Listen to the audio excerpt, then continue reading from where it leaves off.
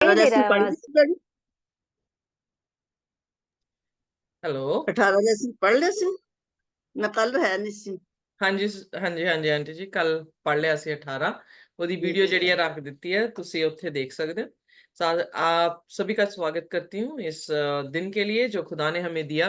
हम जैसे जैसे प्रकाशित वाक्य में जो है वो आखिरी दिनों में आखिरी अध्याय में जा रहे हैं, मैं देख रही हूँ लोग जो है वो क्या हो रहे हैं, कम होते जा रहे हैं।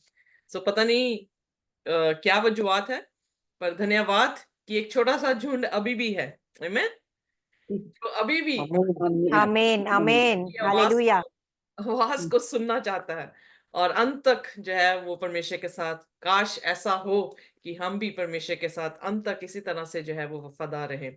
1,40,000 जो है वो इतने अरबों में से वो लोग होंगे जो उस समय, जो आखिरी समय में यीशु मसीह जब आने वाला है। आज का अध्याय यीशु मसीह के आने पर है, जब वो आएगा और वो 1,40,000 लोगों को जो है वो पाएगा। सो हम खुदा करे कि हम उनमें से एक हों और हम वफादारी के साथ उसके साथ जो है इसी तरह से बने रहे, ताकि खुदा जो है जब आए तो हमारी आंखों से देखकर धन्य हो जाए। सिस्टर प्रोमिला जेठवानी आज हमारे बीच में है। We welcome you. That's great, good to see you.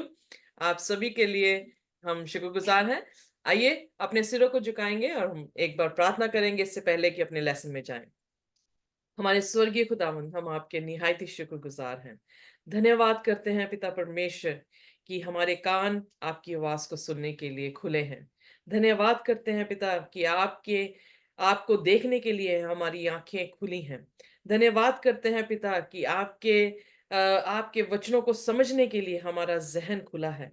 धन्यवाद उस दिल के लिए जो आपने हमें दिया है खुदावंद, कि हम अभी सिर्फ प्रकाशित वाक्य कि 22 अध्यायों को पढ़ने में खुदावन कितने निकम्मे ठहरे हैं, पर खुदा बाप जब प्रोसिक्यूशन आई तो हम कितने वफादार ठहरेंगे।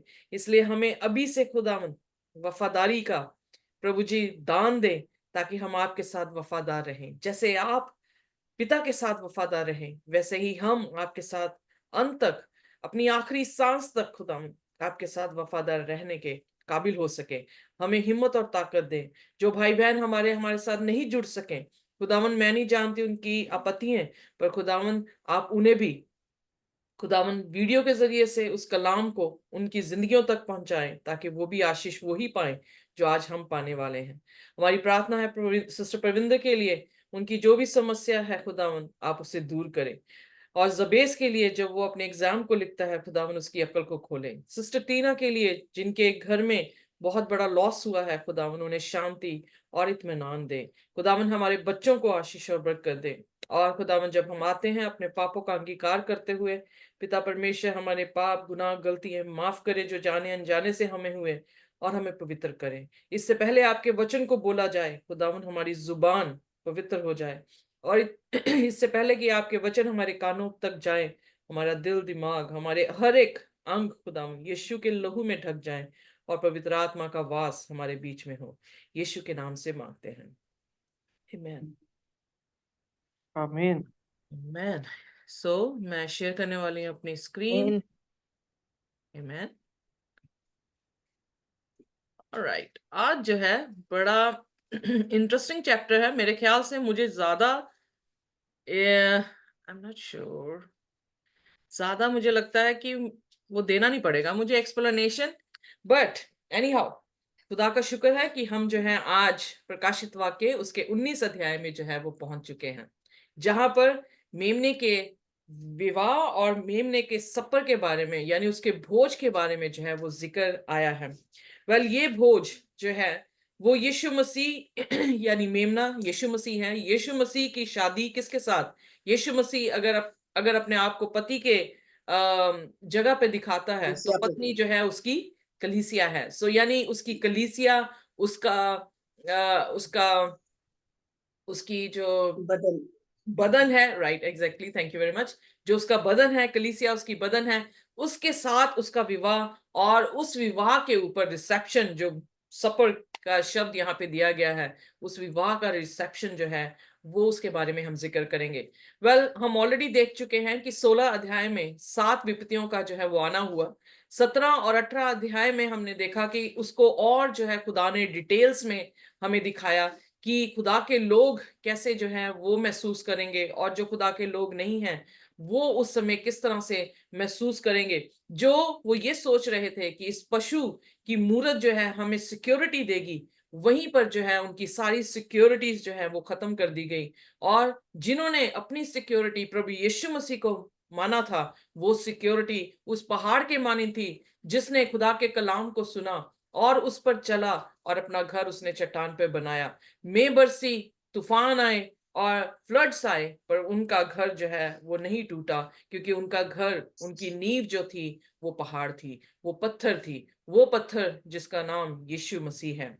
आज हम देखेंगे कि जब वो 18 अध्याय में दुष्टों के बारे में बात कर रहा है, तो उसने एक और तस्वीर, क्योंकि जो 19 अध्याय है क्रोनोलॉजिकली तो नहीं दिखता है, पर जो पहली 1 से 8 आयतें हैं, वो तब का जिक्र करता है जब उसके लोग स्वर्ग की बादशाहत में पहुंचेंगे। पर जो 9 से 11 और 11 से 21 आयत तक जब हम देखेंगे, तो वो जिक्र आता है जो आर्मगेडन की लड़ाई का जिक्र आता है। कहने का अर्थ है कि जो पिछली आयतें हैं वो पहले बीतेंगी, और जो पहली आयतें हैं वो जो है पिछले समय समय के अनुसार वो बाद में जो है वो बीतेंगी। जैसे जो पीछे हैं वो आगे कर दिए जाएंगे, जो आगे हैं वो पीछे कर दिए जाएंगे। आई एम जस्ट किडिंग, सिर्फ हंस रही हूँ आपके साथ। उसी तरह से इस चैप्टर में भी जो है, जो पिछली आयतें हैं वो पहले घटेंगी, जो अगली आयतें हैं वो बाद में घटेंगी। पर हम जो है वर्स टू वर्स जो है वो देखेंगे।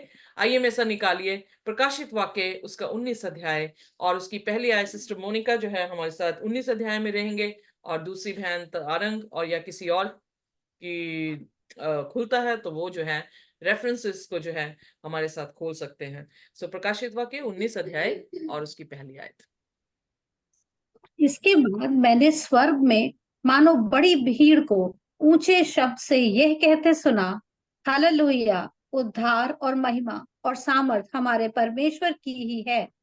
यहाँ पर जो है वो बहुत ही खूबसूरत जो है, जैसे मैंने कहा कि पहली आयतें जो हैं वो स्वर्ग की बादशाहत में उसके लोगों के पहुंच जाने के बाद जो है वो दिखाई देती हैं, क्योंकि यहाँ पर 4 बार हालेलुया का जिक्र जो है वो आया है। और पहला हालेलुया उन्होंने तब बोला जब उन्होंने ये कहा कि अब क्या हुआ है, मुक्ति, महिमा और उसकी सामर्थ किसके पास आ गई है, परमेश्वर के पास जो है वो आ गई है। जब हम देखें कि इस धरती में जो संघर्ष, यानी हम जब प्रकाशित वाक्य 12 अध्याय में उसकी 6-7 में देखते हैं, तो मिकाएल जो है उसके स्वर्गीय दूत जो है शैतान से लड़ने गए, और वो लड़ाई जो थी वो स्वर्ग में हुई। आखिरकार हुआ क्या कि वहां पर जो है वो लड़ाई हुई। जब हम इज़िकियल और यशाया, यानी यशाया 14 और इज़िकियल 28 को देखते हैं, तो हम देखते हैं कि शैतान की उत्पत्ति जो है परमेश्वर ने बहुत खूबसूरत की थी। वो बहुत परफेक्ट था जब तक कि उसमें जो है वो पाप पाया नहीं गया। उसका पाप ये था कि वो परमेश्वर से 5 बार कहता है कि मैं परमेश्वर से ऊपर अपना तख्त जो हूं वो बनाऊंगा। उसने जो है तोमते परमेश्वर के ऊपर लगाई कि परमेश्वर जो है वो अच्छा परमेश्वर नहीं है। परमेश्वर जो है उसके उसके खास करके उसके हुक्म जो है वो मानने योग्य नहीं है। परमेश्वर जो है वो डिक्टेटरशिप करता है हमारे पे। पर असल दर ये बात नहीं थी। जैसे मैंने पहले भी बताया, परमेश्वर उसी समय उसे खत्म कर सकता था, पर उसका खत्म करना जो है वो पूरे फरिश्तों को जो उसके साथ रहते हैं, तो उसकी वर्शिप जो है वो डर के जो है वो लेता। पर परमेश्वर ने जो है, जैसे उसने अपने दृष्टांतों में कहा कि बीज अच्छा और बुरा जब दोनों बोया गया, तो उन किसी को भी जो है वो छेड़ा नहीं गया, बल्कि उसकी वेट की गई कि अंत तक, यानी कटनी तक इन दोनों का बढ़ना हो, ताकि ये दोनों अपने अपने फलों में जो है वो बढ़ जाए, और उनके फल जो है वो हर एक इंसान जो है वो देख ले। और जब प्रभु यीशु मसीह ने जय पाई शैतान पर, और जैसे हमने 18 और 17 में देखा कि उनके कैसे गंदे काम थे, उन्होंने उन्होंने अपने फलों में इतने पक चुके थे कि उन्होंने परमेश्वर की निंदा की, उन्होंने परमेश्वर पर तोहमतें लगाई, और उन्होंने परमेश्वर के सामने तौबा जो है वो नहीं की, उन्होंने पश्चाताप नहीं किया।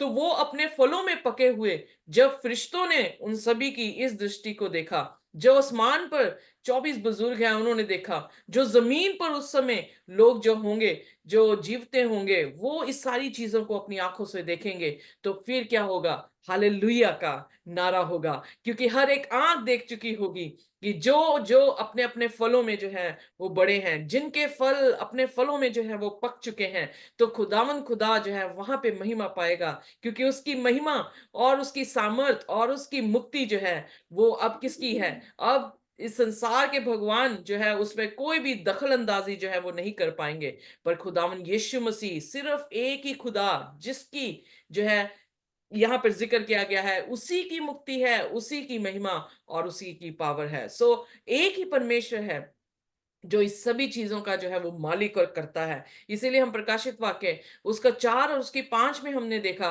कि हमने प्रभु यीशु मसीह की इबादत इसलिए की, चौथे अध्याय में इसलिए हो रही थी क्योंकि वो सृष्टि करता था। दूसरे अध्याय में उसकी इबादत, मतलब दूसरा मतलब 5th चैप्टर में उसकी इबादत इसलिए हो रही थी कि वो रिडीमर है, उसके लहू से हम खरीदे गए हैं। यहाँ पर उसकी इबादत उसके हालेलुया के नारे इसलिए हुए कि उसने जो है वो जय पाली और उसने जो है अपने लोगों को छुटकारा जो है वो दे दिया। सो इसलिए प्रकाशित वाक्य 19 अध्याय उसके पहले वचन में सबसे पहले जो है वो हालेलुया का नारा लगता है। हालेलुया का मतलब परमेश्वर की तारीफ हो, क्योंकि अब साल्वेशन, ग्लोरी और पावर जो है वो इसी ओनली दी गॉड को जो है वो बिलोंग करती है। सो यहाँ पे ये कहना चाहिए, the glory, the power, the salvation belongs to the God, our God. हमारे परमेश्वर को जो है ये बिलोंग करती है। सो इसलिए उस परमेश्वर को हम बिलोंग करते हैं, जिस परमेश्वर को क्या करती है? मुक्ति बिलोंग करती है, जिस परमेश्वर को महिमा बिलोंग करती है, जिस परमेश्वर को सामर्थ जो है वो बिलोंग करती है। सो इसलिए ये बहुत ही खुशखबरी का एक अध्याय है जिसमें हम अपनी जय को जो है वो देख सकते हैं, अपने परमेश्वर की जय को देख सकते हैं, अपने परमेश्वर की महिमा को, अपने परमेश्वर के उद्धार को जो है वो जयवंत होते हुए देख सकते हैं कि उसने इस धरती से शुरुआत से लेकर अब तक इस धरती के लोग जो मसीह में सो गए थे, जो मसीह में जिंदा होंगे, उन सभी को लेकर जो है वो स्वर्ग की बादशाहत में पहुंच चुका है। सो मेमने की शादी और मेमने का वो भोज जो है वो अब लगने वाला है। सो आइए देखिए प्रकाशित वाक्य उसका 19 और उसका दूसरा वचन। क्योंकि उसके निर्णय सच्चे और ठीक हैं। उसने उस बड़ी वेश्या का, जो अपने व्यभिचार से पृथ्वी को भ्रष्ट करती थी, न्याय किया और उससे अपने दासों के लहू का बदला लिया है। ओके, यहाँ पर जो है अगर हमने याद हो तो हम प्रकाशित वाक्य में देख रहे थे, जब छठवीं सील खुली तो छठवीं सील में यह है जिक्र आया कि जो ऑल्टर के नीचे रूहें थी उन्होंने चीख चीख कर कहा कि हमारा न्याय तू कब करेगा। यहाँ पर 19 अध्याय उसकी 2 आयतों में जब ये जिक्र आता है कि वो सच्चा और धर्मी जो है हमारा न्यायाधीश है, जिसने उस होड़ यानी उस व्यभिचारिणी का न्याय किया है, जिसने पूरी धरती को करप्ट किया था, किसके साथ? अपनी फॉर्निकेशन के साथ। फॉर्निकेशन मतलब फॉल्स टीचिंग के साथ उसने जो है हीदनिज्म को जो है वो कलीसिया में लाकर सारी पूजा को जो है वो करप्ट कर दिया। उस चीज को उसने जो है वो बदला दिया। सो कहने का अर्थ है, जो रूहें बुला बुला के कह रही थी कि हमारा न्याय कब होगा। फॉर एग्जाम्पल, अगर बाई चांस जॉन हस थे, जॉन हस जो थे वो कैथोलिक चर्च से उठे थे, उन्होंने जो है ये कहा कि जो कैथोलिक चर्च प्रचार कर रहा है वो बिल्कुल गलत कर रहा है, उसे जो है खुदा ने उसके जो रोमन कैथोलिक चर्च थे, अब मैं फिर कहती हूँ रोमन कैथोलिक चर्च के लोग बहुत अच्छे हैं, बहुत अच्छे क्रिश्चियन उनमें से हम देखने को मिलेंगे आसमान की बादशाहत में, पर मैं सिस्टम के बारे में बात कर रही हूँ। सो ऑफेंड ना हो कि जो सिस्टम कर रहा था वो गलत था। सो जॉन हस को उस सिस्टम ने, पेपसी ने जो है वो क्या किया, उन्हें जो है वो बंदी गृह में डाल दिया।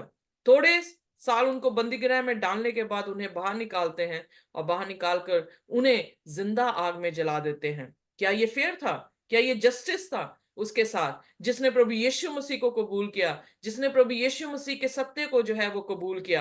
क्या उसका न्याय सही दिया था क्या नहीं दिया था? उसका न्याय जस्टिस नहीं था, उसके न्याय में जो है वो इनजस्टिस थी। वो जो खुदा को प्यार कर रहा था उसे क्या कर दिया गया, जिंदा आग में जो है वो जला दिया गया। क्या उसका न्याय होना जरूरी है कि नहीं? क्या खुदा को उसका न्याय देने का जरूरत है या नहीं? प्रभु यीशु मसीह के वचन में लिखा है कि तेरे साथ मेरी एक वाचा है। खुदा ने नई वाचा हमारे साथ बांधी कि मैं अपने हुक्म तुम्हारे दिल पे लिखूंगा, तुम मेरे लोग होगे और मैं तुम्हारा क्या हूंगा, परमेश्वर हूंगा। और अगर राजा और उसकी प्रजा के साथ जो है वो अन्याय हो रहा है, तो क्या राजा न्याय लेकर आता है कि नहीं आएगा? वो जरूर लेकर आएगा। और आज वो न्याय जो है यहाँ पर जो है, जब आसमानी जगह पर, घरों पर ये वाज़ेह सुनने को मिली, तो ये समझ आता है कि परमेश्वर ने जो जॉन हस की अन्यायी आज्ञा के कारण उसे मार दिया गया था, उसे न्याय दिया और उसकी लोथ को जिलाया गया, उसको जिंदा कर दिया गया, उसके विरोधी को जो है वो मार दिया गया और उसे स्वर्ग की बादशाहत में नए जीवन के साथ जो है वो लाया गया। सो इसलिए यहाँ पे कहता है, तू सत्य है, तेरी जजमेंट जो है वो धर्मी है, क्योंकि उन्होंने अपनी आंखों से देखा कि परमेश्वर जो है वो न्यायाधीश है, खरा न्यायी है। और जो व्यभिचारिणी है वो सच में पाप से भरी है और फॉल्स टीचिंग को जो है वो दिखा रही है। सो इसलिए परमेश्वर अपने नबियों को पहले ही आने वाले समय को इसीलिए दिखाता है, ताकि नबी जो है उनके सामने सारी डिटेल्स रख दें और इंसानों को पता हो कि परमेश्वर जो है वो क्या करने वाला है। और शैतान की सूरत को, उसके पर्दों को फाश कर देता है नबूबतें, ताकि वो देख सकें कि शैतान जो है वो हमारे साथ क्या करने वाला है। But any how, at the end खुदा ने जो है वो बदला दे दिया। जो खून उन्होंने उसके दासों का बहाया था, सो विपत्तियों में उसने उसी पानी को लहू बनाकर उन्हें पिलाया है। और उन्हीं लोगों को जिन्होंने मारा था, उन्हीं को जो है उसी तलवार के साथ जो है वो मारा गया है। सो इसलिए यहां पर जिक्र आता है कि परमेश्वर की जजमेंट बिल्कुल राइट है। फिर उसके बाद प्रकाशित वाक्य 19 उसका 3 अध्याय दोबारा से हालेलुया जो है वो बोलता है। आइए देखिए 19 उसकी 3 और उसकी 4 आयत। फिर दूसरी बार उन्होंने कहा, हालेलुया, उसके जलने का धुआं युगान युग उठता रहेगा। ओके, तब यहाँ पर जो 24 है युगा नहीं युग हम ऑलरेडी जो है वो डिस्कस कर चुके हैं कि युगा नहीं युग, जैसे सैमुअल जो है उसका पहला अध्याय में अगर हम देखें तो उसने कहा कि मेरा बच्चा, मतलब जो सैमुअल था, हन्ना का बच्चा था, जब उसे परमेश्वर के घर में लेकर गई तो उसने कहा कि युगा नहीं युग जो है वो परमेश्वर की सेवा करेगा। पर हम जानते हैं कि उसने आखिरी सांस तक जो है वो परमेश्वर की सेवा की। युगा नहीं युग का मतलब ये नहीं कि वो करता ही रहेगा।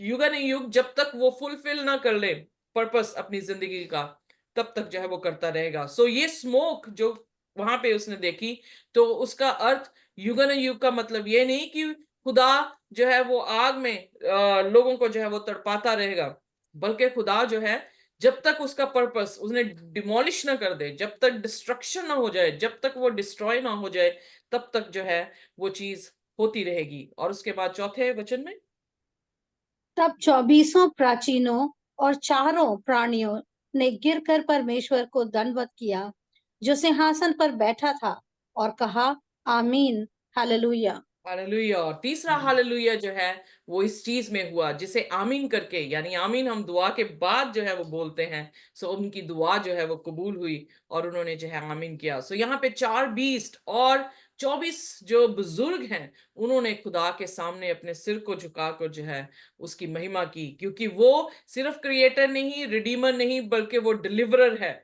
सो वो जो है उसने अपने लोगों को जो है वो दुष्टों से जो है वो डिलीवर किया है। सो आइए अगली आयत पढ़ दें, 19 उसकी 5। तब सिंहासन में से एक शब्द निकला, हे मेरे परमेश्वर से सब डरने वाले दासों, क्या छोटे क्या बड़े, तुम सब उसकी स्तुति करो। पढ़ दें आगे। हाँ। फिर मैंने बड़ी भीड़ का सा और बहुत जल का सा शब्द और गर्जन का सा बड़ा शब्द सुना, हालेलुया, क्योंकि प्रभु हमारा परमेश्वर सर्वशक्तिमान राज्य करता है। ओके, सो फिर चौथा हालेलुया, हालेलुया हुआ। ये नहीं कि वो क्रिएटर है, ये नहीं, इसलिए नहीं कि वो रिडीमर है या डिलीवरर है, पर यहाँ पर जो है वो सर्वशक्तिमान अपने राज्य को जो है वो राज करता है। सो यानी उसका राज्य जो था वो क्या हो गया, स्थापित हो गया। 7वें सील में हमने क्या देखा था कि परमेश्वर अपना राज्य जो है वो स्थापित करेगा। 7वें ट्रम्पेट में हमने क्या देखा, परमेश्वर इस धरती को अपने राज्य में जो है वो कन्वर्ट करेगा। दानियल 2 अध्याय में उसमें जब मूर्ति के पांव तक एक पत्थर आके गिरता है, तो वो पत्थर क्या करता है, इस धरती को भर लेता है, और वो पत्थर कोई और नहीं, प्रभु यीशु मसीह का राज्य है, जो सर्वदा के लिए क्या करता है, राज्य करता है। सो इसलिए हम इस चीज से खुश हों कि हमारा परमेश्वर सिर्फ उद्धार करता नहीं है, हमारा परमेश्वर सिर्फ हमें बचाने वाला, अपने खून से खरीदने वाला नहीं है, हमारा परमेश्वर हमें बचाने वाला भी है, हमारा डिलीवरर भी है, और वो राज्य जो है वो करने वाला, सनातन और स्वशक्तिमान जो है वो राज्य करने वाला हमारा परमेश्वर है। सो उसके बाद जब हालेलुया का नारे हुआ, तो उसके बाद बाइबल में क्या लिखता है 7वें वचन में, आओ हम आनंदित और मगन हो और उसकी स्तुति करें, क्योंकि मेमने का विवाह आ पहुंचा है ओके, और उसकी दुल्हन सॉरी कर दे, फिनिश कर दे। और उसकी दुल्हन ने अपने आप को तैयार कर लिया है। ओके, फिर हालेलुया इस बात का भी कि उसकी दुल्हन जो है उसका अब क्या हो गया है, let us be glad, rejoice and give honour to him. परमेश्वर को ऑनर करें, क्योंकि उसकी शादी का समय आ गया है। उसकी वाइफ ने, उसकी कलीसिया ने जो है अपने आप को क्या कर लिया है, प्रिपेयर कर लिया है। क्या कलीसिया अपने आप से अपने आप को प्रिपेयर करती है, कि वो भी प्रभु यीशु मसीह हमें तैयार करता है। बाइबल में लिखा है वो हर कुछ हमारे लिए बन गया।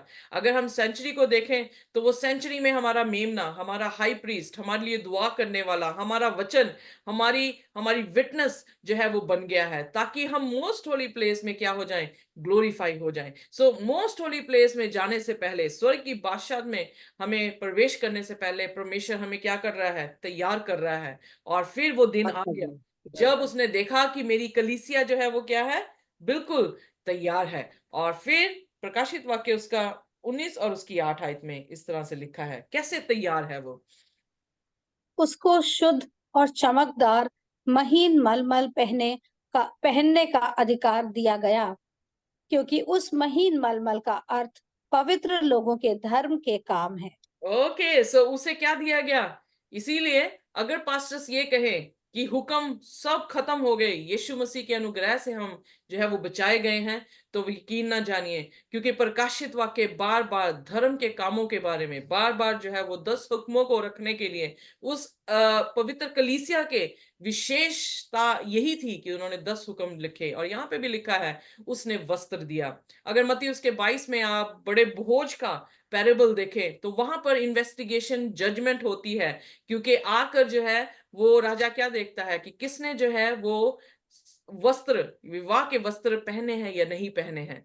सो एक इंसान ने जो है वो नहीं पहने थे, उसे बांध कर जो है वो क्या कर दिया गया, अंधकार में जो है वो डाल दिया गया। सो इसलिए रेस्ट ऑफ जिन्होंने उस वस्त्रों को पहना था, वो प्रभु भोज में जो है, ओ सॉरी, प्रभु भोज में, उस मेमने के भोज में जो है उन्हें प्रवेश करने की इजाजत जो है वो दी गई। सो अब 1844 में परमेश्वर हमारा न्याय कर रहा है, परमेश्वर इन्वेस्टिगेट कर रहा है कि किसने जो है वो श्वेत कपड़े जो है वो मलमल के कपड़े जो है वो पहने हैं, जो ये दर्शाते हैं कि वो संतों की धार्मिकता है, संतों के धर्म के काम है। सो जब अगर दूसरा तस्सलोनिकर, उतनी देर आप निकाले, दूसरा तस्सलोनिकर दूसरा उसकी 17 आयत, जब हमने तस्सलोनिकों की दूसरे अध्याय को भी पढ़ा, तो वहां पर भी परमेश्वर जो है वो संतों के कर्मों के बारे में जो है वो बता रहा है। सो हम पवित्र कैसे होते हैं, हम अपने कामों से जो है, खुदा के अनुग्रह और विश्वास और कर्म से जो है हम पवित्र होते हैं। इसीलिए जो है इब्रानियों 11-12 जो विश्वासियों का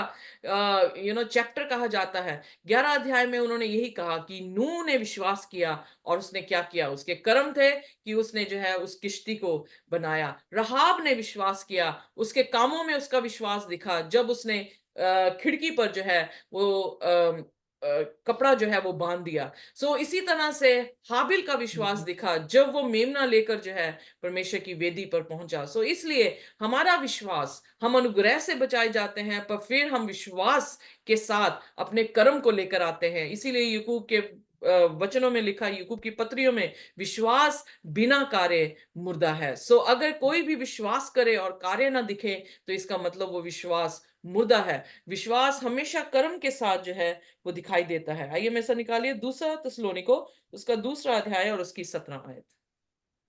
तुम्हारे मनों में शांति दे और तुम्हें हर एक अच्छे काम और वचन में दृढ़ करे। आमेन। सो इसीलिए यीशु मसीह ने कहा, तुम्हारे भले कामों को देखकर लोग जो है मेरे पिता की जो आसमान पर है उसकी क्या करेंगे, महिमा करेंगे। सो पहला फरिश्ता पैगाम यही था। क्या पैगाम था? खुदा से डरो और उसकी महिमा करो। सो हमारे अच्छे कामों से उसकी क्या होती है, महिमा होती है। अगर हम झूठ बोलते हैं तो हम जो है परमेश्वर के नाम पर धब्बा बनते हैं, पर जब हम सच्चाई में अपने जीवन को बिताते हैं तो हम परमेश्वर के बेटे और बेटियां और बहुत सारे लोगों के लिए जो है वो आशीष का कारण होते हैं। सो इसलिए हमारे धर्म के काम जो है वो हमारे लिए वस्त्र हैं। जब हम प्रकाशित वाक्य उसका 19 और उसकी 9 आयत को देखते हैं, आइए पढ़िए मेरे साथ। प्रकाशित तब वाक्य उसका स्वर्गदूत 9, 19 और उसकी 9। तब स्वर्गदूत ने मुझसे कहा, ये लिख कि धन्य है वे जो मेमने के विवाह के भोज में बुलाए गए हैं। फिर उसने मुझसे कहा, ये वचन परमेश्वर के सत्य वचन हैं। ओके, सो हाईली फेवर्ड है वो लोग, happy are they, blessed are they, जिन्हें जो है मेमने के भोज, उसकी हिंदी में क्या लिखा है, marriage supper of the lamb.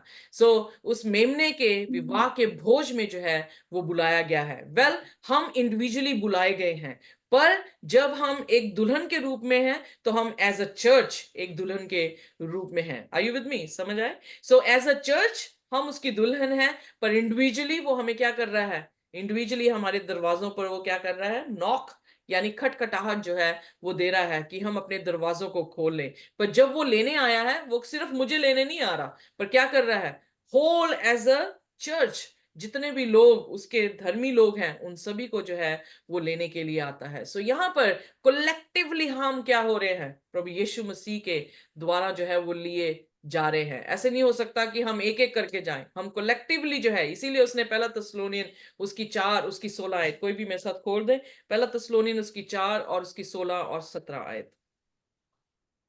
First Thessalonians chapter 4 verse 16 and 17।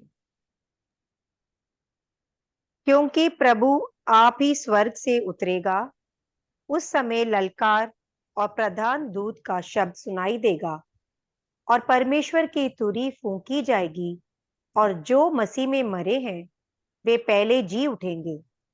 तब हम जो जीवित और बचे रहेंगे उनके साथ बादलों पर उठा लिए जाएंगे कि हवा में प्रभु से मिलें, और इस रीति से हम सदा प्रभु के साथ रहेंगे।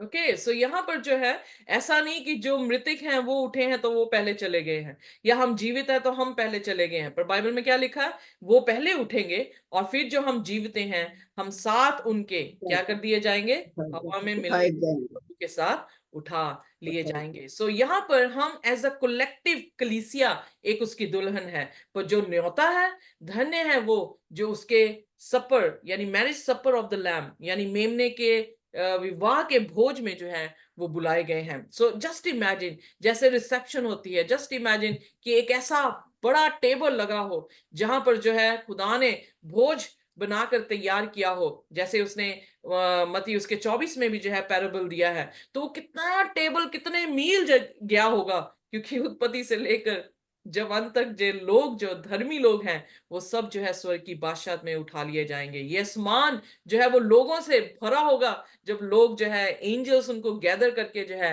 आसमान की बादशाहत में जो है वो लेकर जा रहे होंगे। सो क्या ही ब्लेसड वो नजारा होगा, क्या ही खूबसूरत वो नजारा होगा। लोग जो है इतने लाखों करोड़ पैसे लगाकर जो है वो आसमान में अपना एस्ट्रोनॉट की तरह जो है वो जाते हैं। उन्हें इतनी प्रैक्टिस करनी पड़ती है कि किस तरह से बिना हवा के, बिना ग्रेविटी के हम जो है वो उस छोटे से कैबिन में जो है वो जिए। पर हमें किसकी जरूरत है? परमेश्वर जो है हमें उठाकर जो है वो लेकर जाएगा। हम अपनी आंखों से, नेकेड आई से जो है वो सारी ग्लोरी को जो है वो देखेंगे, और उसके मेमने के उस विवाह के भोज में जो है हम शामिल होंगे। So what a blessed reward Jesus is gonna give. और ये सिर्फ अभी 19 अध्याय में है। जब हम 21 और 22 में आएंगे तो उसमें तो रिवॉर्ड देकर आप अचंभा करेंगे। इसीलिए यहाँ पर जो है वो क्या कहते हैं, जब ये सारा ग्लोरियस व्यू देख रहा है, प्रकाशित वाक्य 19 उसकी 10 में, तो जो ये जॉन है, यूहन्ना है, रेवलेशन को लिखने वाला, वो जो उसको दिखा रहा है, यानी स्वर्गीय दूत, उसी के सामने अपने सिर को झुका देता है, क्योंकि इतनी ग्लोरियस उसने जो है विक्ट्री को देखा। वो इतना एक्साइटेड, ओवरवेल्म्ड हो गया कि उसका सिर जो है उसी के सामने जो है वो झुक जाता है। आइए देखिए प्रकाशित वाक्य उसका 19 और उसका 10वां वचन। तब मैं उसको दंडवत करने के लिए उसके पांव पर गिर पड़ा। उसने मुझसे कहा, देख, ऐसा मत कर। मैं तेरा और तेरे भाइयों का संगी दास हूँ, जो यीशु की गवाही देने पर स्थिर है। परमेश्वर ही को दंडवत कर, क्योंकि यीशु की गवाही भविष्यवाणी की आत्मा है। ओके, सो यहाँ पर जो है वो इतना खुशी से इस ग्लोरी को देख के खुशी में भर गया कि उसने जो है वो जो एंजल था वो भी महिमा से भरा हुआ था, तो उसके सामने दंडवत कर लिया। पर एंजल ने क्या कहा, मैं तेरा संगी साथी हूं, मैं तेरा भाई हूं, जिसके पास क्या है, टेस्टिमनी ऑफ जीसस है, यीशु मसीह की साक्षी है, उसी को वर्शिप कर। क्योंकि टेस्टिमनी जो यीशु मसीह की है वो क्या है, नबूवत की आत्मा है। सो हम प्रकाशित वाक्य में देखते हैं कि वही चीज, नबूवत की आत्मा जो है, उसने अपने प्योर चर्च में जो है, उसके करेक्टरिस्टिक में जो है वो दिखाई है कि ये प्योर चर्च जो है वो खुदा की नबूवतों को जो है उसकी उसकी आत्मा को रखेगा, नबूवतें करेगा या नबूवतों को समझेगा। ये वो जो है वरदान है। सो इसलिए ये सिर्फ इंसानों को नहीं दिया गया, बल्कि फरिश्तों के पास भी है कि वो यीशु मसीह की साक्षी जो है वो रखते हैं, यीशु मसीह की नबूवत यानी आने वाले समय के बारे में जो है वो जानते हैं, और वो ये उनको बताया जाता है जैसे हमें बताया जाता है कि आने वाले समय में जो है वो क्या होगा। सो इसलिए testimony of Jesus is nothing else but the spirit of prophecy. आइए प्रकाशित वाक्य उसका 12 और उसकी 17 आयत को जो है हम पढ़ेंगे। तब अजगर स्त्री पर क्रोधित हुआ और उसकी शेष संतान से, जो परमेश्वर की आज्ञाओं को मानते और यीशु की गवाही देने पर स्थिर हैं, लड़ने को गया, मैंने और वह आपसे प्रश्न समुद्र के पूछा था, बालू पर। और ये 13 का पहला वचन है। सो मैंने आपसे ये प्रश्न पूछा था कि क्या कोई इस धरती पर ऐसी कलीसिया है जो ये दो ट्रेड्स जो है वो रखती हैं, कि वो 10 हुक्मों को परमेश्वर के एग्जॉल्ट करती हैं, बाइबल बिलीविंग चर्च है, बाइबल के 10 हुक्मों को, उसमें से सब्बत को जो है वो मानती है, यीशु मसीह की दूसरी आमद के बारे में जो है वो प्रचार कर रही है, और उनके पास भविष्यवाणी की जो है वो आत्मा है। कैथोलिक चर्च क्लेम करता है कि पोप ने जो है, the pope has power to change times, to abrogate laws and to dispense with all thing even the precept of Christ. हमने ऑलरेडी जो है इनकी कोटेशन जो है वो देख ली है, रेफरेंस भी यहाँ पे दिया गया है। फिर उन्होंने ये कहा, perhaps the boldest thing, the most revolutionary change the church ever did happen in the first century. The holy day Sabbath was changed to Sunday. So जो इन्होंने किया वो क्या किया, सबत को जो है उन्होंने एतवार में जो है वो बदल दिया। Not from any direction noted in the scripture, ये इसलिए नहीं किया कि खुदा का कलाम कह रहा था, but from the church sense of its own power, क्योंकि उन्होंने ये महसूस किया कि चर्च के पास ये अधिकार है कि वो समयों को और वो हुक्मों को जो है वो बदल सकता है। फिर उन्होंने कहा, people who think that scripture should be the soul authority should logically become the Seventh Day Adventist and keep Saturday holy। उन्होंने कहा कि जो लोग ये सोचते हैं कि स्क्रिप्चर यानी खुदा का कलाम ही उनके लिए जो है वो अथॉरिटी है, तो वो लोग लॉजिकली क्या होने चाहिए, वो सेवंथ डे एडवेंटिस्ट होने चाहिए, क्योंकि वो सब्बत के दिन को जो है वो पवित्र मानते हैं। So saint cathedral catholic church, सेनिटल, May 21, 1995, मैंने गूगल से ये जो है स्लाइड जो है वो उठाई है। सो यहाँ पर जो है उन्होंने जो है वो दावा किया कि एक चर्च है, और इनफैक्ट मैंने मुझे वो स्लाइड जो थी वो मिली नहीं, पर मैंने एक बार पढ़ा कि वहां पर लिखा था कि एक ही ऐसी कलीसिया है जो प्रोटेस्टेंट है, रेस्ट ऑफ ऑल द कलीसिया जो है वो हमारी डॉटर्स है। सो हम देख सकते हैं, हमने ये खुदा के कलाम से भी देखा है कि हर कलीसिया जो है इनको फॉलो कर रही है, पर एक कलीसिया जो इनको फॉलो नहीं कर रही, उसी को जो है वो क्या कहते हैं, कल्ट जो है वो कहते हैं। एक बार जो है एक मिशनरी थे, नॉट मिशनरी, मेडिकल मिशनरी थे, और वो जो है एक बिशप के पास गए और बिशप से कहने लगे कि मैं आपको हेल्थ जो हूँ, हेल्थ रिलेटेड मैसेज जो हूँ वो देना चाहता हूँ। सो उन्होंने कहा कि वेल आप आके दे सकते हैं मुझे। तो जब वो वहां पे गए तो उन्होंने एक किताब हेल्थ की जो है उन्हें दी, और जब उनको किताब दी तो वो अपनी लाइब्रेरी में उन्हें जो है वो ले गए। तो लाइब्रेरी में उन्होंने देखा कि सारी की सारी किताबें जो हैं एडवेंटिस्ट किताबें जो सिस्टर एलन जी वाइट की लिखी हुई हैं, वो सारी वहां पे रखी हुई थी। तो उन्होंने पूछा कि बिशप जी आप तो ये सारी किताबें जो हैं वो रख के बैठे हैं। कहता रखा ही नहीं है, मैं इनको पढ़ता भी हूँ। तो वो कह रहे कि आप क्यों पढ़ते हैं? तो कह रहे मैं इसलिए पढ़ता हूँ ये जानने के लिए, क्योंकि यहाँ पे जो भी कैथोलिक चर्च के लिए और आने के समय के लिए बातें लिखी गई हैं वो बिल्कुल सच है, और हम ये कोशिश करते हैं कि ये बातें लोगों तक जो है वो ना पहुंचे, ताकि अगर लोग इन बातों को पढ़ लेंगे तो हमारे पर्दे जो है वो उनके सामने बिल्कुल फाश जो है वो हो जाएंगे। सो लाइक ये कहानियां जो हैं बुक्स में लिखी गई हैं जो आपको मैं सुना रही हूं, पर यहां पर जो है वो सत्य है कि परमेश्वर जो है अपने लोगों के बीच में क्या कर रहा है, नबूवत की आत्मा दे रहा है, ताकि वो जान सके कि अंत के दिनों में शैतान किस रूप में हमारे सामने होगा, उसकी शरारतें जो है वो क्या होंगी, और परमेश्वर हमारे लिए क्या करेगा, तब ताकि हमारी आशा जो है उसमें बनी रहे। ये वो लोग हैं जो स्वर्ग की बादशाहत में गए, जिन्होंने सिर्फ परमेश्वर को अपना अधिकार जो है वो दिया था, सिर्फ परमेश्वर के वचनों का अधिकार अपने जीवन में रखा था। वेल यहाँ पे मैं किसी भी डिनोमिनेशन को प्रमोट नहीं कर रही।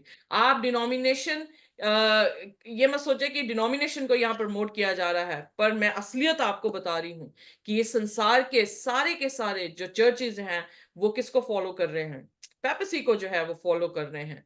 बट एक चर्च है जो इस दुनिया में पेपसी को फॉलो नहीं कर रहा, जो बहुत छोटा जो है उसे गिना जाता है, बहुत बुरा उसे कहा जाता है, पर वो सत्य का मार्ग जो है वो लोगों को दिखा रहा है। वो 3 फरिश्तों का पैगाम इस धरती पर जो है वो फैला रहा है। वही एक ऐसा चर्च है जो 1844 के बाद उदय हुआ, जब मिलराइट्स की एक प्रोफेसी में जो है वो कमी हुई। यही वो चर्च है जो मेथोडिस्ट चर्च से निकला है, और जिस चर्च ने जो है खुदा के कलाम को जो पढ़ना शुरू किया, और खुदा ने उनके साथ भविष्यवाणियों के जरिए से जो है वो बातें की, और जो भी उसके बारे में लिखा गया है वो आज जो है हमने आज तक जो है हमने उसको पढ़ा है। हमने खुदा के प्रकाशन का भी जो है वो खुलासा किया है, जो ये दिखाता है कि हमने ये शाया उसकी 28 उसकी 10 में कि थोड़ा सा इधर से थोड़ा सा उधर से, और phrases upon phrases, line upon line हम अगर जाएंगे तो हमें स्वर्ग हमारे प्रकाशित वाक्य का जो प्रकाशन है वो हमारे सामने जो है वो खुल जाएगा। सो यहाँ तक परमेश्वर जो है वो अपने लोगों को जो है वो अपने भोज के समय पर जो है वहां पर दिखाता है। वो जयवंत हो गए हैं क्योंकि उन्होंने प्रभु यीशु मसीह की जो है वो 10 हुक्मों को रखा, प्रभु यीशु मसीह की गवाही को रखा, यानी उसकी प्रोफेसीज को जो है वो रखा, उस पर विश्वास किया, और उसके अनुसार अपने आप को उन्होंने तैयार किया, और खुदा ने उनको जो है वो जयवंत कर दिया। पर अब अगली आयतें जब हम पढ़ते हैं तो अगली आयतें जो है वो यीशु मसीह की दूसरी आमद के बारे में, उस लड़ाई के बारे में जो हमने 7 विपत्तियों में देखा कि आर्मेगेडन की जो है वो लड़ाई है, उसका डिस्क्रिप्शन, उसका डिटेल्स जो है वो यहां पर देता है। आइए में ऐसा निकालिए प्रकाशित वाक्य, एक जन निकाल के रखे प्रकाशित वाक्य से सतारंग, प्रकाशित वाक्य 16 अध्याय, दूसरा जो है वो प्रकाशित वाक्य, सिस्टर मोनिका जो है प्रकाशित वाक्य 19 और उसके 11 वचन से जो है वो पढ़ना शुरू करेंगे। तो आइए फिर पढ़े। मैंने स्वर्ग को खुला हुआ देखा, और देखता हूँ कि एक श्वेत घोड़ा है, और उस पर एक सवार है, जो विश्वास योग्य और सत्य कहलाता है, और वो धर्म के साथ न्याय और युद्ध करता है। ओके, सो यहाँ पर जो है श्वेत घोड़ा, हमने ऑलरेडी जो है वो सीन में देखा था कि पहली सेंचुरी का घोड़ा कौन सा था, सफेद घोड़ा था। वो सफेद घोड़ा जो है वो विक्ट्री को दिखाता है, सुसमाचार को फैलाने को जो है वो दिखा रहा था पहली सेंचुरी का घोड़ा। पर यहाँ पर जो व्हाइट घोड़ा है वो विक्ट्री को दिखा रहा है। किस विक्ट्री को? जो उस पर बैठा है, और उसके ऊपर बैठा जो है वो क्या है? वो फेथफुल है। हमने कल भी जो है प्रकाशित वाक्य पहला अध्याय देखा, उसकी 4 आयत में देख रहे हैं कि पहले उसको अपने आप को इंट्रोडक्शन कैसे दे रहा है खुदा, कि मैं फेथफुल विटनेस हूं, मैं ही सच्चाई हूं। यीशु मसीह ने क्या कहा यूहन्ना उसकी 14 उसकी 6 में, मैं ही रास्ता हूं, मैं ही जो हूं सत्य हूं, और मैं ही जिंदगी हूं। सो यहाँ पर फिर उसके बाद वो अपनी इंट्रोडक्शन दे रहा है, यानी जब वो व्हाइट घोड़े पे आ रहा है, विक्ट्री का घोड़ा दिखा रहा है, यानी वो लड़ाई करने को जो है वो आ रहा है, क्योंकि घोड़ा जो है हमेशा लड़ाई को दिखाता है। क्योंकि यीशु मसीह जब इस धरती पर थे तो वो गधे पे बैठ के आए थे, जो ये दिखाता है उस समय के लोग जो है गधे पे राजे को बिठाते थे, जो ये दिखाता है कि वो जो है वो हमारा राजा है। गधा जो है वो हलीमगी को दिखाता है, कि वो हलीम जो है पन को दिखाता है, क्योंकि यीशु मसीह एज अ मेमना जो है हमारे लिए बलिदान होने पर था। पर यहाँ पर जब वो घोड़े पर आ रहा है तो घोड़ा जो है वो लड़ाई को, वॉर को जो है वो डिनोट करता है। सो यहाँ पर बैठने वाला जो है कोई और नहीं है बल्कि यीशु मसीह है, जो कि वफादार है। यीशु मसीह है जो कि सत्य है। यीशु मसीह है जो कि धर्मी है। यीशु मसीह है जो कि न्यायाधीश है। यीशु मसीह है जो इस समय अपने लोगों को डिलीवर करने के लिए जो है इस धरती पर वॉर करने के लिए आता है। आइए प्रकाशित वाक्य उसका 16 और उसके 12वें वचन से जो है हम पढ़ना शुरू करेंगे, ताकि आपको थोड़ा सा पता लगे कि विपत्तियां जब आई तो वो किस दौरान इस इंसिडेंट को, इस सीन को जो है उसमें हम फिट कर सकते हैं। पढ़ने मेरे साथ प्रकाशित वाक्य उसका 16 और उसकी 12वीं आयत से। 6वें स्वर्गदूत ने अपना कटोरा महानदी फरात पर उंडेल दिया और उसका पानी सूख गया, कि पूर्व दिशा के राजाओं के लिए मार्ग तैयार हो जाए। ओके, सो फिर मैंने इफरात 2 मिनट से इफरात सूख गई। इफरात नेशंस है, पीपल है, मल्टीट्यूड है, जो बाबुल के सपोर्ट कर रही हैं। परमेश्वर ने उसे जो है वो सुखा दिया, क्योंकि जो 6वीं विपत्ति आई उससे जो है वो पानी ड्राई हो गया। उससे पहले जो विपत्ति आई उसमें अंधकार था। जस्ट इमेजिन कि एक बार फिर मैं दोहराऊंगी कि फोड़े निकले हैं, पानी लहू बन गया है, इलेक्ट्रिसिटी भी खत्म होगी, एसी भी नहीं चल रहे हैं, और फिर उसके बाद पानी भी जो है वो पिया नहीं जा रहा। परमेश्वर ने और सूरज की तपश को बढ़ा दिया। जब तपश भी बढ़ गई, उन्होंने जो है क्या कहते हैं मानने की, मतलब ये पहले 4 जो है जो उसकी लोगों के ऊपर जो है वो सताहट आई, जिन्होंने मूर्ति की जो है वो पूजा की थी। सो जब सतावट आई तो वो और जो है फ्यूरियस हो गए उन लोगों के लिए जिन लोगों ने उनकी मूर्त को जो है वो सजदा नहीं की। उनके दिमाग में ये है, क्योंकि ये लोग जो हैं वो अलग हैं, ये लोग जो हैं हमारी बात नहीं मानते हैं, इन्हीं के कारण जो है ये सारी तपिश जो है हमें मिलती है। सो जब वो आ रहे हैं तो फिर 5वें सील में जो है वो अंधकार डाल देता है। सो जब कुछ नहीं दिख रहा, इलेक्ट्रिसिटी भी नहीं है, स्ट्रीट लाइट भी नहीं है, अंधेरा हो गया है, तो खुदा ने अपने लोगों को क्या कर लिया? वहां से विड्रॉ कर लिया, वहां से जो है उन्हें डिलीवर कर रहा है कि वो लोग जो है वो डिलीवर हो जाएं। फिर 6वें सील में उसने जो है वो क्या किया? जब ये सारी चीजें देख रहेंगे और कहेंगे, क्योंकि बार बार आश्वासन क्या मिल रहा है कि सेफ्टी है, प्रॉस्पेरिटी है, वेल्थ है, ये प्रचार जो है इस धरती पे चल रहा होगा, तो वो जो है अंधकार में जब आ गए तो अंधकार में वो क्या कर रहे हैं? खुदा के लोगों को तो देख नहीं पा रहे, पर जिनको भी देख पा रहे हैं उनको जो है वो मार रहे होंगे। और यहाँ पर जो है फिर इफरात का सूखने का अर्थ ये है कि जो बीस्ट पावर है उसके खिलाफत में जो है वो लोग हो जाएंगे, उससे अपनी सपोर्ट जो है विड्रॉ कर लेंगे, क्योंकि वो प्रश्न पूछेंगे कि अगर तू सच्चा है तो फिर ये सारी चीजें हमारे पर क्यों जो है वो बीत रही हैं। अब पढ़िए प्लीज 12 की इफरात के बाद की बात। और फिर हाँ, मैंने फिर उसके बाद the way of the Kings of the east जो है वो प्रिपेयर होगा। सो पूरब से कौन आ रहा है? जैसे बिजली पूरब से पश्चिम चमकती है, वैसे ही यीशु मसीह का आना होगा। सो यीशु मसीह पूरब से आ रहे हैं। जब अंधकार हो गया तो यीशु मसीह की ज्योति जो है आसमान पर आते हुए जो है वो आराम से देख सकेंगे। इसलिए बाइबल में लिखा हर एक आंख उसे देखेगी, क्योंकि अंधकार में एक ही रोशनी है जो दूर पूरब से जो है वो आती हुई नजर आएगी। सो हर एक आंख उस रोशनी को जो है वो देखेगी। सो इस अंधकार ने उसके आने की प्रिपरेशन जो है वो कर दी है। और उसके बाद क्या हुआ 13वीं आयत में? फिर मैंने उस अजगर के मुंह से और उस पशु के मुंह से और उस झूठे भविष्यवक्ता के मुंह से 3 अशुद्ध आत्माओं को मेंढकों के रूप में निकलते देखा।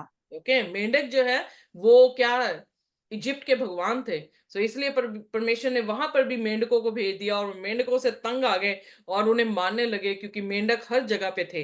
यहाँ पर भी जो है, जो इनके अपने भगवान बने हुए हैं, उनके उनके मुंह से जो है 3 चीजें हैं। एक ड्रैगन के मुंह से, दूसरा पशु के मुंह से, तीसरा फॉल्स प्रॉफिट्स के मुंह से। एग्जैक्टली ट्रिनिटी बना रहा है, कॉन्ट्रफिट कर रहा है शैतान। जैसे प्रभु यीशु मसीह परमेश्वर तब में 3 है, पिता पुत्र पवित्र आत्मा, उसी तरह से यहाँ पर भी इसने कॉन्ट्रफिट किया। अपने 3 जो है इसने अपने अपने तब में जो है वो 3 पर्सन को जो है वो खड़ा किया है। और उनमें से जो है मेंढकों के मुंह से जो है मेंढको क्या कर रहे हैं, वो द स्पिरिट ऑफ, कौन सी स्पिरिट निकल रही है? डेविल की निकल रही है, वर्किंग मिरेकल्स, और वो मौजे करके जो निकल रही है। 18 अध्याय में हमने देखा कि ये मौजे वो सॉसरी कर रहे हैं, स्पेल कर रहे हैं, मैजिक कर रहे हैं। They are casting spell on the people, ताकि वो अंधे जो है वो हो जाए। सो फिर उसके बाद बाइबल में लिखा है कि, पढ़ दे मेरे साथ, सॉरी मैंने बीच में रुका। ये चिन्ह दिखाने वाली दुष्ट आत्माएं हैं जो सारे संसार के राजाओं के पास निकलकर इसलिए जाती हैं कि उन्हें सर्वशक्तिमान परमेश्वर की उस बड़े दिन की लड़ाई के लिए इकट्ठा करें। ओके, सो ये दुष्ट आत्माएं पूरी धरती पर जोरों शोरों से काम कर रही हैं, क्योंकि शैतान को पता उसका समय थोड़ा है, और वो जोरों शोरों से ये काम कर रहा है, ताकि वो, उसका पर्पस क्या है ये काम करने के लिए? वो डिसीव कर दे और उनकी आंखों में पट्टी डाल दे और उन्हें उस चीज के लिए तैयार करे जो चीज के लिए वो नहीं बने थे। उन्हें परमेश्वर के साथ लड़ाई करने के लिए जो है वो तैयार कर रहा है। सो यहां पर देखें 16वीं आयत, ओके 15वीं आयत में, हाँ या 15वीं आयत में है, जब वो तैयार कर रहा है तो क्या हो रहा है? प्रभु यीशु मसीह ने क्या कहा? हाँ जी, देख मैं चोर के समान आता हूँ। धन्य वह है जो जागता रहता है और अपने वस्त्र की चौकसी करता है कि नंगा न फिरे और लोग उसका नंगापन न देखें। ओके, सो यहां पर यीशु मसीह ने दूसरी आमद को जो है वो दिखाया। Are you with me? अब प्रकाशित वाक्य 19 अध्याय में जब प्रभु यीशु मसीह घोड़े पर, सफेद घोड़े पर सवार है, जिसके ऊपर जो है क्या नाम दिया गया है? फेथफुल। जिसके ऊपर क्या कहा गया है? सत्य। जिसके ऊपर क्या क्या गया है? कि धार्मिक खुदा है, जिसने जो है वो जज कर लिया है। सो वो कोई और नहीं, प्रभु यीशु मसीह है, जो वॉर करने के लिए जो है वो आ रहा है। सो यहां पर उसने जो है 16वीं आयत में लिखा कि वो सारे के सारे गैदर हो गए एक जगह पर, जिसे इब्रानियों की भाषा में क्या कहते हैं? आर्मगेडन। यानी वो माउंट जिसमें स्लॉटर जो है वो हुए हैं, और उस माउंट में जो है वो वहां पे खड़े हो गए हैं। सो आइए अब फिर 17 वचन को देखते हैं। फिर उसने 7वां जो है वो कटोरा फेंका। और उन्होंने उनको उस जगह इकट्ठा किया जो इब्रानी में हरमगिदोन कहलाता है। 7वें स्वर्गदूत ने अपना कटोरा हवा पर उंडेल दिया और मंदिर के सिंहासन से यह बड़ा शब्द हुआ, हो चुका। ओके, सो अब ये वो वाला सीन है जो हम यहाँ पर प्रकाशित वाक्य उसके 19 अध्याय में जो है वो पाते हैं। सो 19 अध्याय की तरफ जाएंगे। 11वें वचन से हम शुरू कर किए हैं। सो उसी उसी में एक जन जो है वो निकाल के रखे प्रकाशित वाक्य। सिस्टर तारंग आप निकाले प्रकाशित वाक्य उसका 6 उसकी 9 से 11। सो यहाँ पर यीशु मसीह का आना, घोड़े पर उस वॉर को, उस बैटल को जो है करने के लिए आना, और यहां पर प्रकाशित वाक्य उसका 6 उसकी 9 और 11वीं आयत, जो कि 5वीं सील के बाद हम पढ़ते हैं। पढ़ते हैं मेरे साथ प्लीज।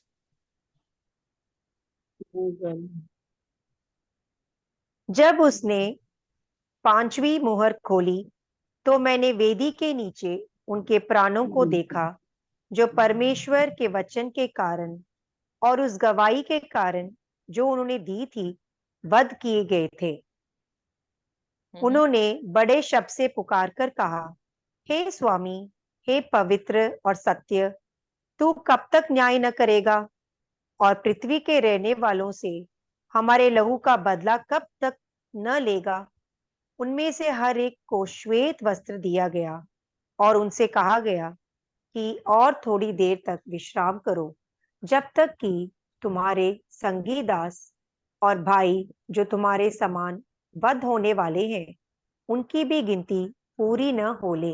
ओके, सो ये 5वीं सील में हमने देखा कि परमेश्वर के लोगों की जजमेंट शुरू हुई, यानी 1844 में परमेश्वर ने जजमेंट की और फिर यहाँ शुरू की, और यहाँ पर जो है वो कह रहा है थोड़ा और वेट करो, क्योंकि एक और ट्रिबुलेशन, एक और परसिक्यूशन आनी है, जिसमें तुम्हारे भाई जो है तुम्हारे साथ, जिनकी गिनती पूरी मतलब मरने के बाद उनकी गिनती पूरी होगी, उसके बाद जो हूं मैं अजल दूंगा। अब 12वीं आयत जो 6th सील है, उसमें क्या हुआ?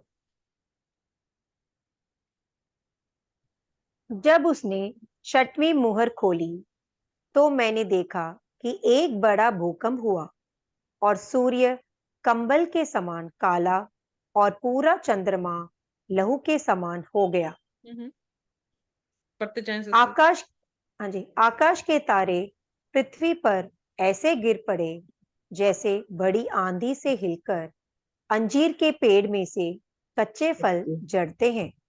आकाश ऐसा सरक गया जैसा पत्र लपेटने से सरक जाता है, और हर एक पहाड़ और टापू और अपने अपने अपने स्थान से टल गया। ओके, सो यहाँ तब पर जो है वो 6वीं सील में क्या दिखाई दे रहा है? टापू अपनी जगह छोड़ गए और पहाड़ भी जो है उनका पता नहीं लगा। रिमेंबर, हमने प्रकाशित वाक्य 16 अध्याय में क्या किया?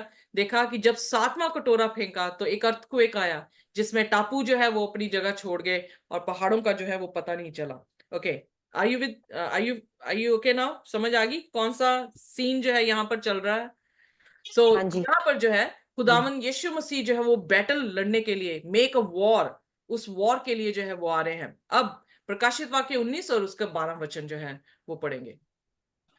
उसकी आंखें आग की ज्वाला हैं और उसके सिर पर बहुत से राज मुकुट हैं, और उस पर एक नाम लिखा है जिसे उसको छोड़ और कोई नहीं जानता। ओके, सो उसकी आंखें धधकती हुई आग के जैसी हैं। धधकती हुई आग के जैसी मतलब वो डिसर्नमेंट में जो है वो बहुत अच्छा है, वो परख करने में जो है वो बहुत अच्छा है। इसीलिए बाइबल में लिखा कि तू जानता है कि कौन बचेगा। सो वो परख कर लेता है कि ये इंसान जो है वो दुष्ट है या ये इंसान जो है वो क्या है, धर्मी है।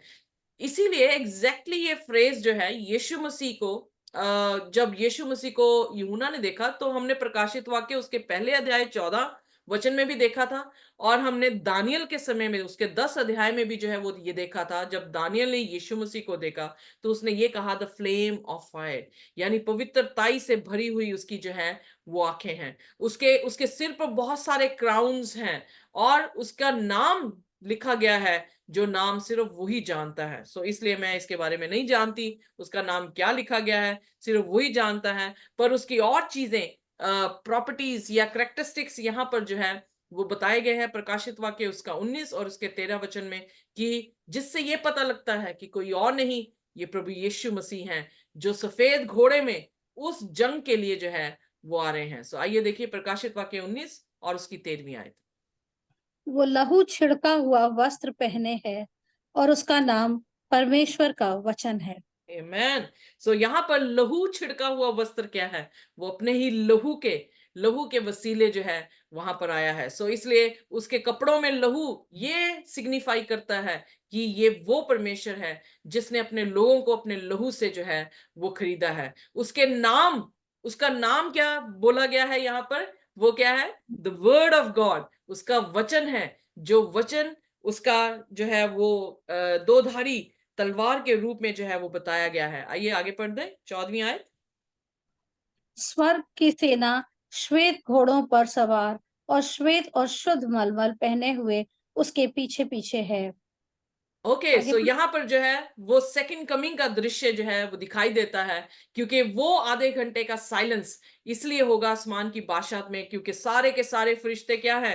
प्रभु यीशु मसीह के साथ इस धरती पर जो है हमें लेने के लिए आ रहे होंगे। सो यहाँ पे लिखा है, armies which are in heaven followed him upon the white horses. वो भी जो है वो वॉर करने का दिखा रहे हैं कि वॉर के लिए आ रहे हैं. एग्जैक्टली वही जो मिकाएल और उसके स्वर्गीय दूत जो है लड़ने के लिए किसके साथ आए थे? अजगर और उसके दूतों के साथ. एग्जैक्टली जो स्वर्ग में हुआ वही जमीन पर दोबारा से एक फाइनल वॉर होगा, जो फिर वॉर उसकी अस्तित्व को, उसकी एग्जिस्टेंस को हमेशा के लिए जो है वो खत्म कर देगा. 19 और उसकी 15 आयत प्लीज. जाति जाति को मारने के लिए उसके मुंह से एक चोखी तलवार निकलती है। वो लोहे का राजदंड लिए हुए उन पर राज्य करेगा और सर्वशक्तिमान परमेश्वर के भयानक प्रकोप की जलजलाहट की मदिरा के कुंड में दाख रौंदेगा।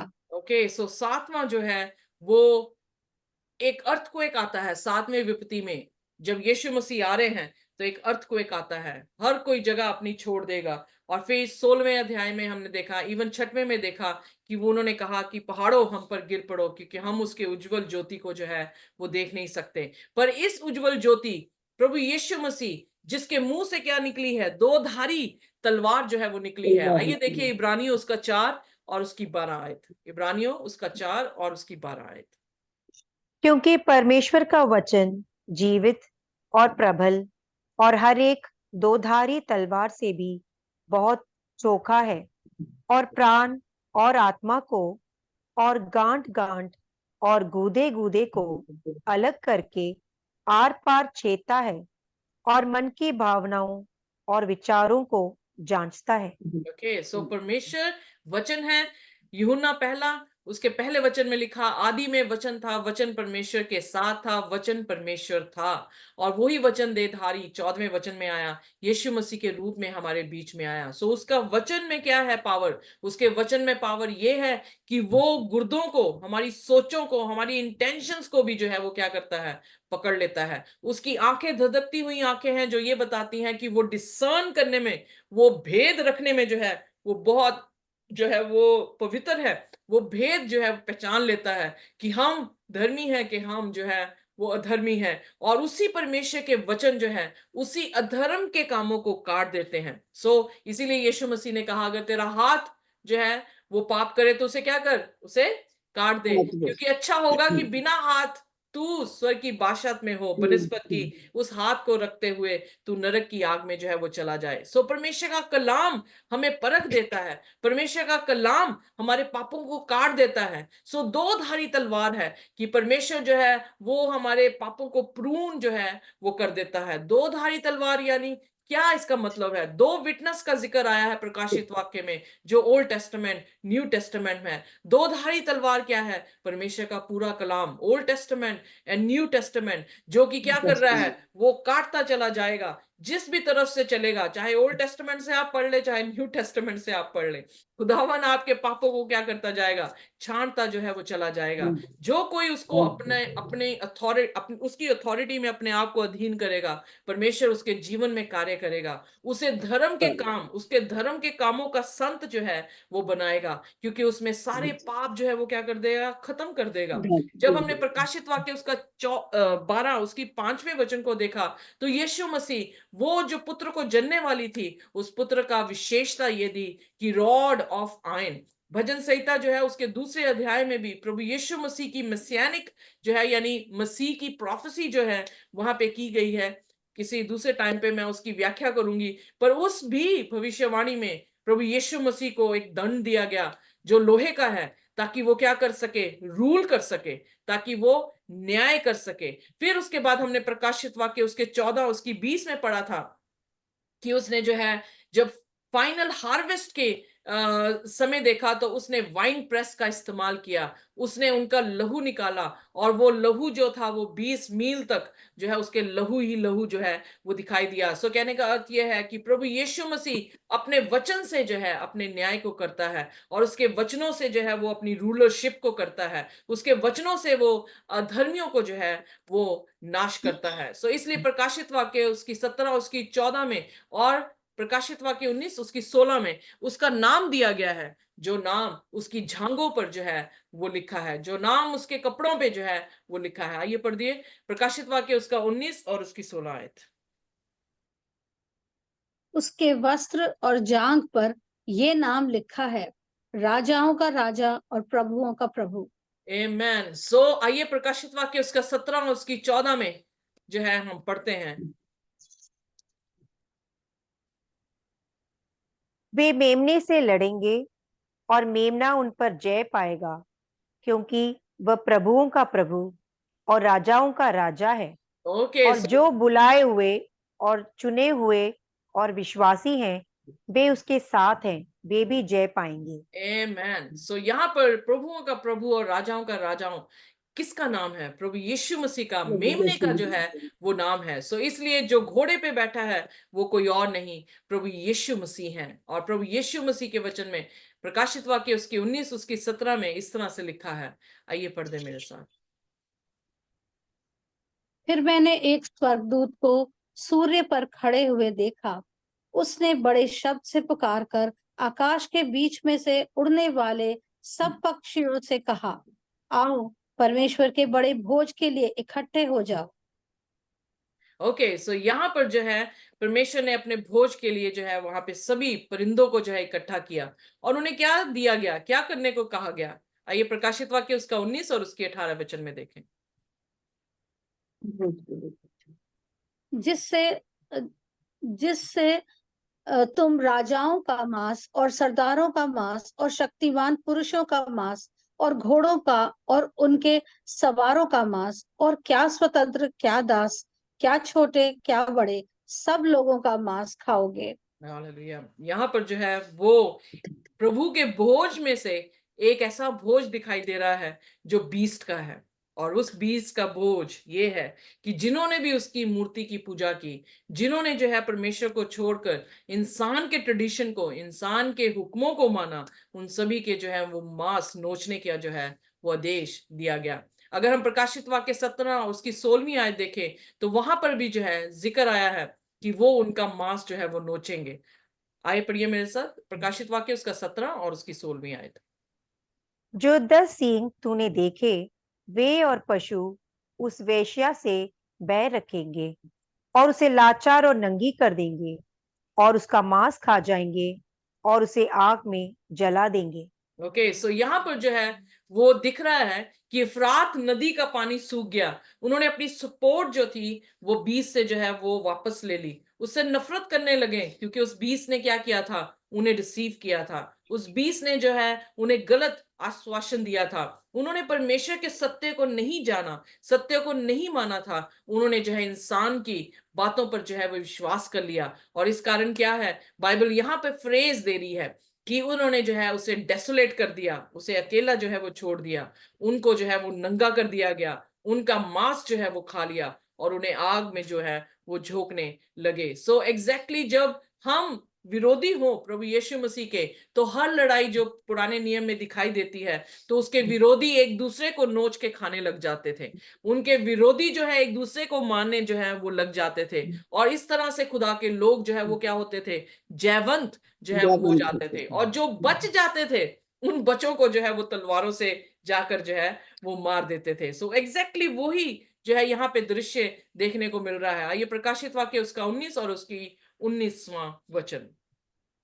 फिर मैंने उस पशु और पृथ्वी के राजाओं और उनकी सेनाओं को उस घोड़े के सवार और उसकी सेना से लड़ने के लिए इकट्ठे देखा। ओके, क्योंकि उसने फिर एक बार मुआवजा किया।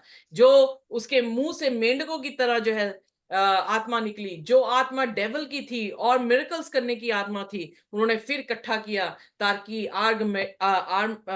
आर्मगेडन में जो है वो उसके साथ लड़ाई कर सके। तो क्या देखा कि वो फिर से जो है वो लड़ाई करने के लिए खड़ा हुआ।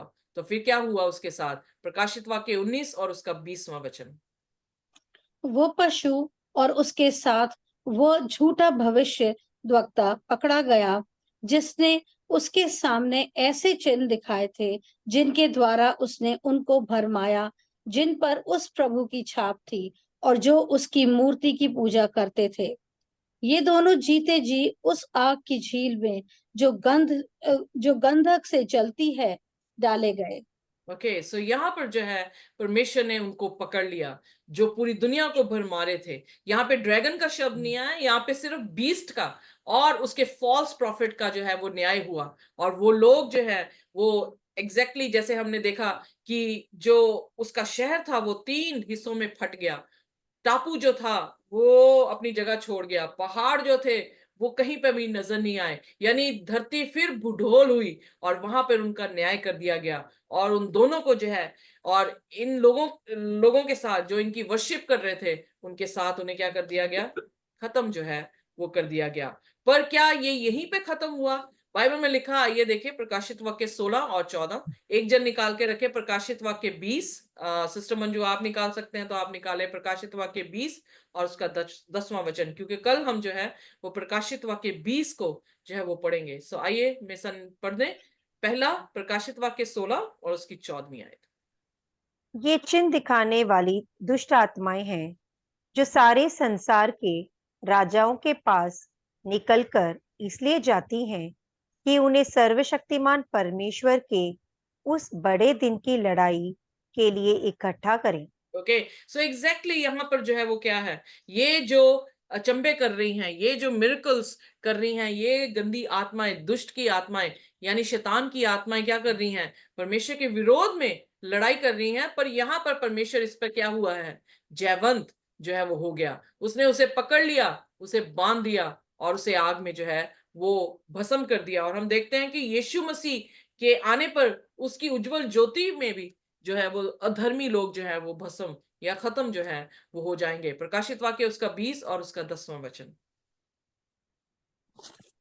इस उन पर बरमाने वाले शैतान आग और गंधक की उस झील में, जिसमें वह पशु और झूठा भविष्यवक्ता भी होगा, डाल दिया जाएगा ओके, और वे रात दिन युगायुग पीड़ा में तड़पते रहेंगे। ऑलराइट, सो यहाँ पर जो है परमेश्वर उनका अंत दिखा रहा है कि शैतान और उसके दूत और जो ये पशु है और जो झूठा भविष्यद्वक्ता है वो गंधक की आग में जो है हमेशा के लिए खत्म कर दिया जाएगा। सो 20वें अध्याय में इसके बारे में ज्यादा जिक्र करेंगे, पर आइए हम 19 और उसका 21वां वचन जो है वो देखें।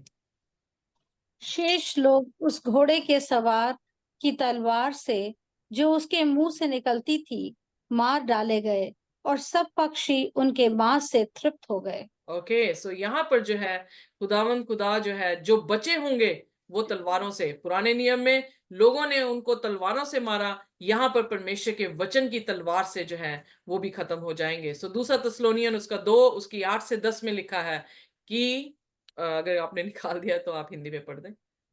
जी। तब वह अधर्मी प्रकट होगा जिसे प्रभु यीशु अपने मुंह की फूंक से मार डालेगा और अपने आगमन के तेज से भस्म करेगा।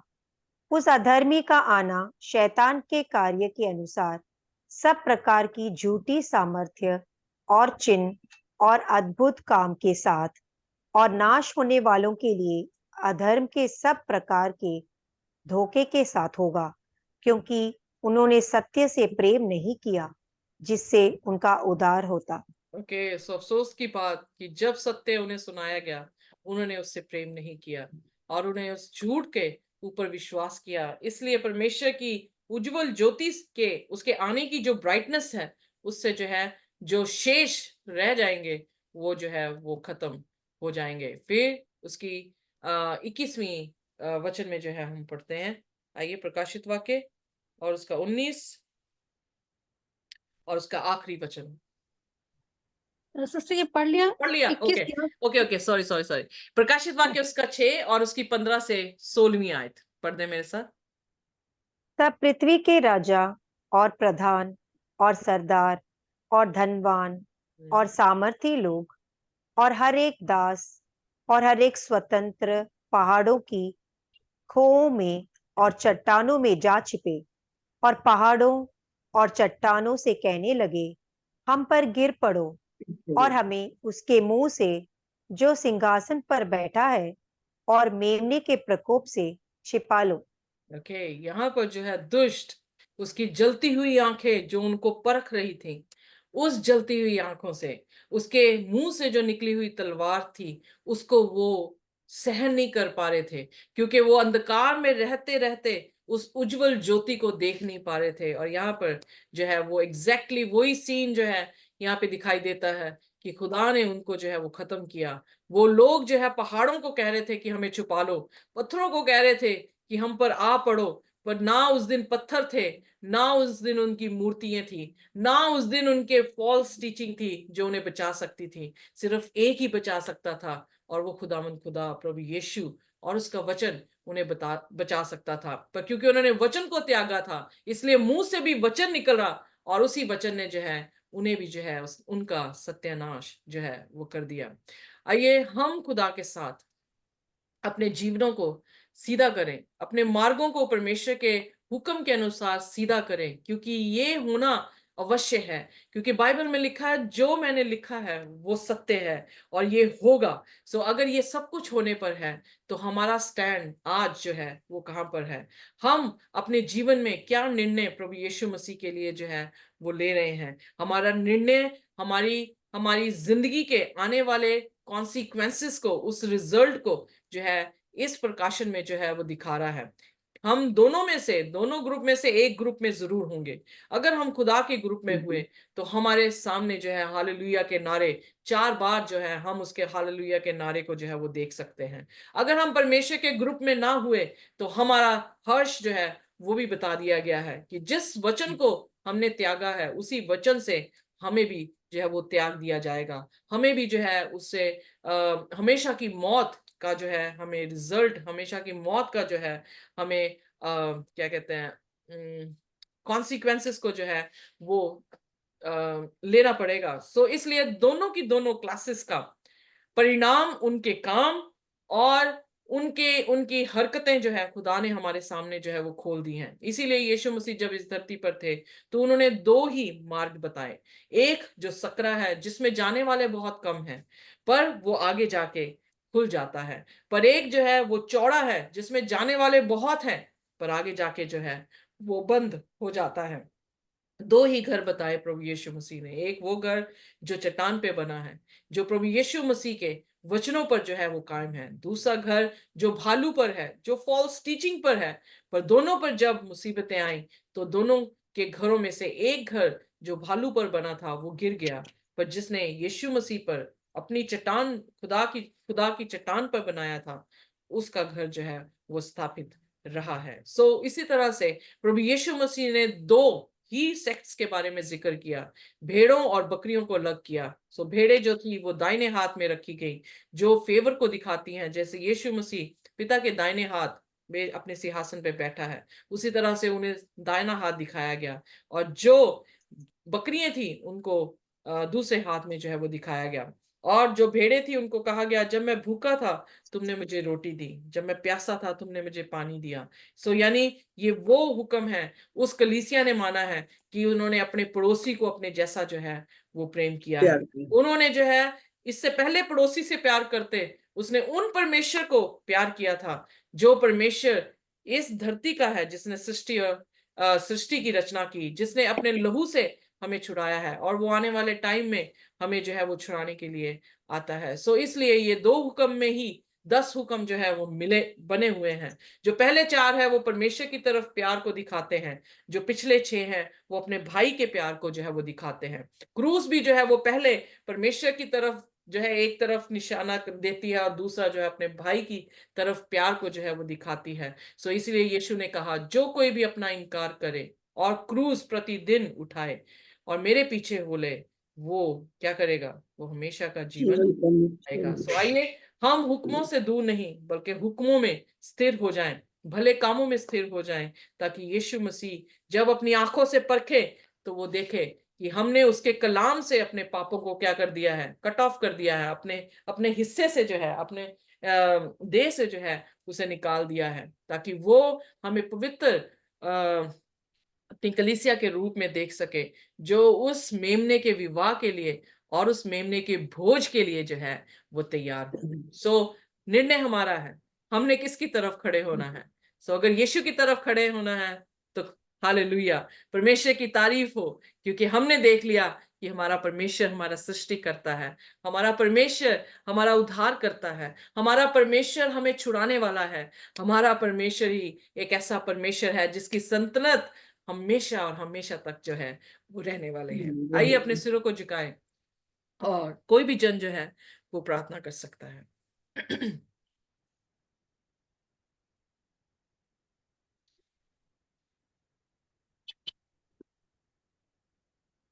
सर्वशक्तिमान पिता परमेश्वर, जो था, जो है, जो आने वाला है, पिता परमेश्वर जी, हम तेरे आगे झुकते हैं। पिता परमेश्वर, हम किसी बंदे के आगे झुकने वाले ना बने। सिर्फ और सिर्फ पिता परमेश्वर तू हमारा उद्धार करता है, तू हमारा निजात दहिंदा पिता है। महान प्रभु, हम हर वक्त पिता परमेश्वर तेरे सामने डरते और कांपते हुए आए, क्योंकि तू हमारा बनाने वाला है। पिता परमेश्वर, तू हमारे गुनाहों को के लिए अपनी जान कुर्बान कर दी। पिता परमेश्वर, तो उसने स्लीप पर अपना लहू बहा के पिता परमेश्वर हमें खरीद लिया। पिता परमेश्वर, हमें अपने बेटे बेटियां होने का हक बख्श दिया। पिता परमेश्वर, तेरा धन्यवाद हो। पिता परमेश्वर जी, हम बार बार गुनाह करने वाले ना बने, बल्कि तेरे को अपना निजात दहिंदा और मुक्तिदाता कबूल करे। पिता परमेश्वर, क्योंकि तेरी ओर से छुटकारा है, तेरी ओर से पिता परमेश्वर हमारी जिंदगी है। पिता परमेश्वर जी, हम अपने आप को तैयार कर सके पिता परमेश्वर, कि जब तू बादलों में आए तो हम तेरे साथ पिता परमेश्वर, तेरे लोगों के साथ, तेरे पाक फरिश्तों के साथ ऊपर उठाए जाए। पिता परमेश्वर, तेरा धन्यवाद हो। पिता परमेश्वर, महान प्रभु जी, आज के वचन के लिए पिता परमेश्वर तेरा धन्यवाद हो।